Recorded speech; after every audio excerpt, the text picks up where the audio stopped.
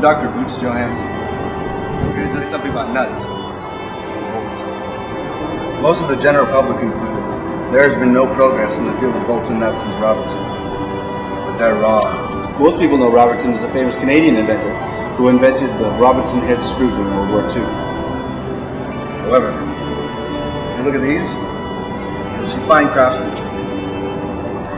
You can see right here. These are laminated with tungsten, rust-proof. This, forget that. It's rusty.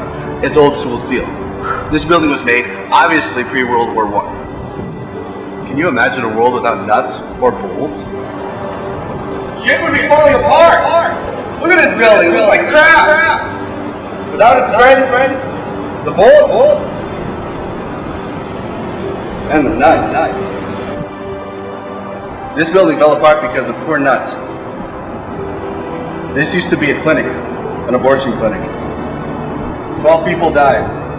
But don't worry, they're all abortion doctors. Nobody cares about them. Luckily, we've preserved some of the bolts and nuts. The Iraq War caused an influx of bolts and nuts from Kosovo, thanks to Slobodan Milosevic. The first Iraq War, the one we had a chance of winning. Second one, fortunately, because of oil shortages, we may not have the supplies of bolts and nuts needed to win. Times of war, it's up to you. What do you want?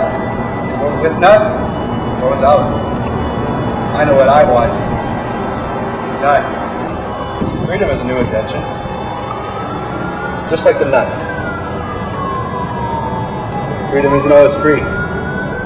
But in a country where we have lots of nuts, it can be provided. But at a cost.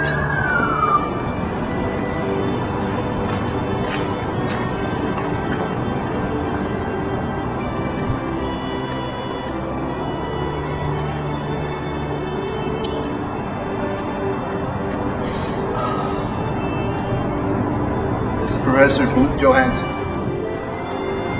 for Bolton Sciences.